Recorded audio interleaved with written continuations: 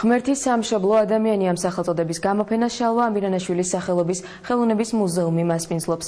ექსპოზიცია სრულიად საქართველოს კათოლიკოს პატრიარქის ილია მეორეს დაბადებიდან 80 და აღსაყდრებიდან 35 წლის იუბილეს ეძღვნება. გამოფენა 60-მდე მხატვრის ფერწერულ გრაფიკულ ნამუშევარსა და ქანდაკებას აერთიანებს.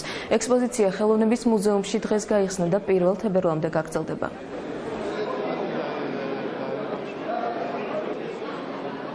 მთელი საქართველოზე იმოს პატრიარქის აღსაყდრების 35 წლის თავს, მის 80 წლის იუბილეს და ჩვენს ბედნიერი ვართ, რომ უწმინდესის და უნეტარესადმე მიძღვნილ გამოფენას მასპინძლობთ.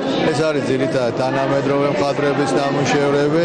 ძალიან კეთილი იდეა არის მიძღვნა პატრიარქისადმე საკუთარი ნამუშევრების და მე მგონი ყველა გმაყოფილია დღეს ვინც აქ არის.